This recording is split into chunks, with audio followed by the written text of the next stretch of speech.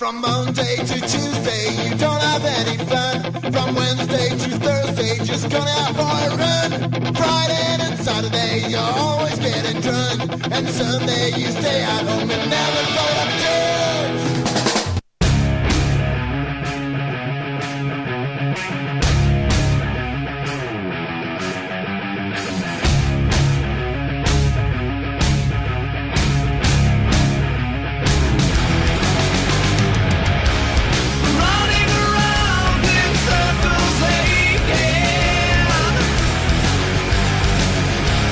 Looking for a long lost friend.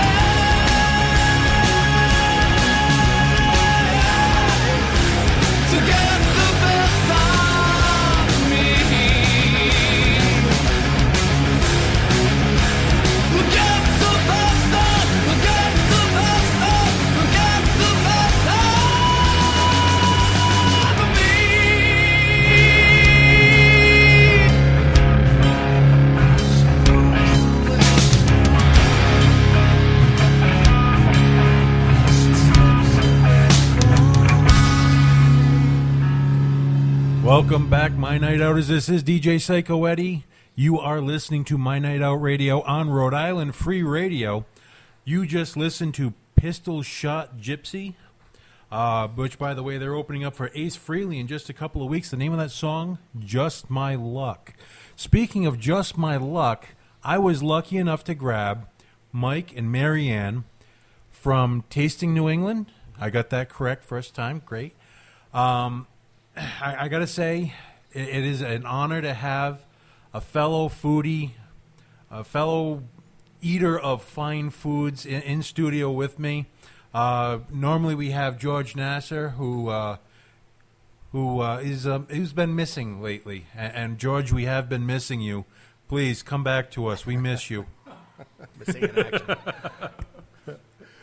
But before we get going on the food, I got to tell I hit a couple of really good shows this weekend. The one that I really want to mention was actually at a pizza place, Indigo Pizza in Coventry. They have live music, acoustic bands, and I was able to catch Ellie and the Bear and Vulgarity.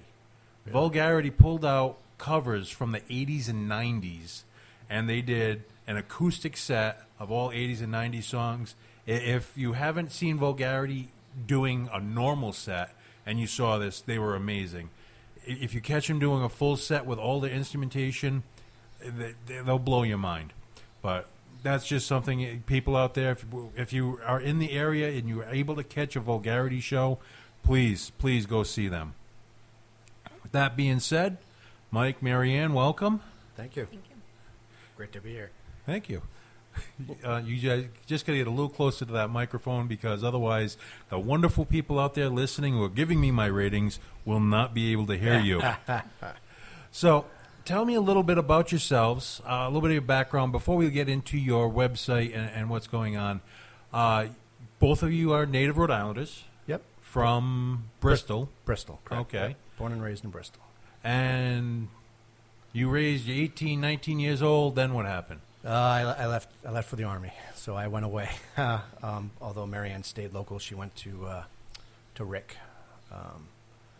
So I left the house. Actually, I was 19. So I joined the Army. I was 17. I went to basic training, and then I was in the reserves out of Brockton, Mass, for a about a year and a half, and then I went active duty, and I left for Korea. I spent a year in Korea. Okay. So Marianne was my childhood high school crush, although nothing ever materialized there. But after a year in Korea, I grew a pair, I guess, and I came back and got some courage, and we started talking again. Very nice. So childhood romance, or high school romance at least? No, wanted to be, but we actually met working in a restaurant, oddly enough. So we met working at Tweets in Bristol. Right. Tweet Balzano's. Which is now closed, unfortunately, but Wow. an old institution anyway. That is the way things happen to go in Rhode Island. If it's halfway decent, eventually it's going to close. It either has to really suck, or it has to be upper crust, and then it'll last forever. Right. Yeah. Wow. So you guys get back together and Came back. Eventually, one of her breaks in college, she moved down to, I was in Kentucky at the time, Fort Campbell, and she moved down for the summer, and I asked her to marry me when we lived together down there. And, okay, that's going to bring me to my first major question. What was in Kentucky, aside from the I think about 5'10", 5'11" of sexy sitting next to me? What possessed you to go down to Kentucky? Well, he left out the best part, that we lived in a trailer. Oh, in yeah. Kentucky, with no air conditioning. the Kentucky experience through and through. It was perfect. Okay, so you moved down strictly for him, Just or for the there summer. was all Yeah, right. No, all right. yeah, just I'm try not saying things that's a out. bad thing. That's a good thing. You moved down just for him. Mm-hmm. Okay. That was after I got back from Egypt, right? Yeah. Yeah. So So I'd gone to Egypt for 6 months, and then I came back, and we corresponded the whole time I was overseas. And Okay. then, So you've been traveling. You actually have done a fair amount of traveling. yeah. Yeah. And this whole time, in the conversation we had before this, you were saying that the whole time you wanted home food. Yeah, died for it. Craved it, I should say. It was, just trying to recreate things at home, trying to bring, and come home on leave and bring back ingredients and tried to to recreate things. D'Angelo's steak and cheese was, at that time, was like my big craving while I was away. I don't know why. But When you're in Egypt, a camel steak and cheese Yeah. won't really cut it. and we tried every way to recreate that stuff. It's just hard to get the fresh food and the seafood and whatnot. Crab legs in the desert is just not a good thing. It's doable, but I wouldn't trust them. especially when in the back of a pickup truck. Right. So you guys get back together, you're married, and from the time you got married to now, how did you come about starting Tasting New England? Or was this just a brainchild that happened after you started going around? Yeah, well, we just started not so long ago, a couple months ago, and it was kind of a brain fart, if you will. It was I was trying to come up with an idea, something we could work on together. I've been doing website stuff for 10 years or so, and just trying to find a project that we can work on together, something we both enjoyed. And again, going back to the love of New England food and the food culture around here, I thought, hey, let's do a site centered on that. And so we just started brainstorming ideas, what we could do, and how we could, make it a reality. And here we are. Well, I have to commend you because we stayed a little more local on My Night Out Radio. We have the website MyNightOut RI, which I don't want to say competition. We're similar sites. We'll call it that way, where we do the food blogs. We review food restaurants, but we also go into the hospitalities, the live venues, where you stay pretty much food centric. Right. Yeah, we kind of wanted to go with a couple of different segments of the site. One is we like to cook ourselves, so recipes was a big deal. And finding recipes online, you can find them, but they're a lot of times like the Food Network, or they're these very packaged. They're not like grandma's recipe, that's been passed down for generations. And some people like to guard that stuff, but other people like to share it as well. So we're hoping that with the site, people will be able to come there and post their recipes and share them, and we'll go from there. So that was a big focus of the site initially. So now, if I wanted to share a recipe on your site, do I have to register with your site, start a whole profile? So you register on the site, and we just mainly do that, kind of control spam and whatnot. But you register with the site, you can post your recipes. Obviously, you can rate other people's recipes and comment if you've used it. Same thing with the directory. So if you've got a favorite restaurant you'd like to go to, you can add that to our directory. And do you take blogs from other people? We will be eventually, yes. Okay. Yep. And now for the big question, because I know my wallet is pretty much empty right now. How much does it cost to join your site? Free. It's free. Yeah. Okay. It's free for members to post. Eventually, we're going to have for businesses to claim their listing and promote their listing as the site grows. There will be a fee there, but that's for businesses only. People will be completely free. Okay. Well, we're going to take a break here because someone I stumbled across, actually a very good friend of mine introduced me to him. He was recently inducted into the Rhode Island Music Hall of Fame with the moniker Georgie Porgy and the Crybabies. He has since reinvented himself 45, 50 years later. He is still putting out music.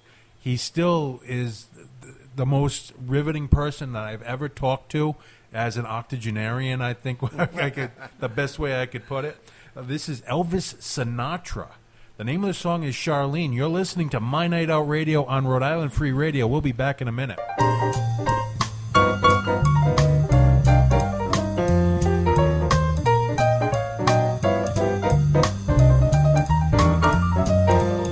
Charlene was reading her magazine 'cause she couldn't sleep.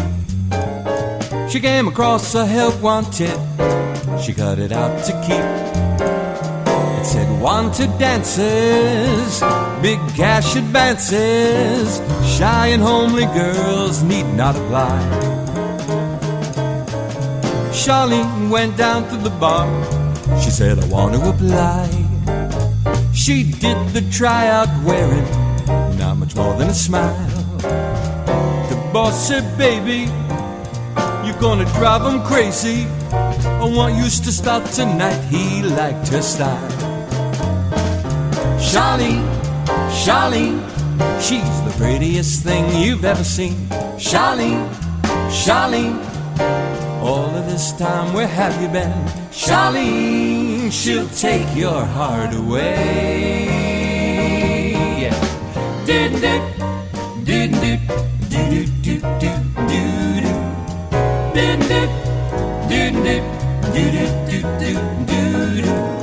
Charlene got up on the stage, where she appeared.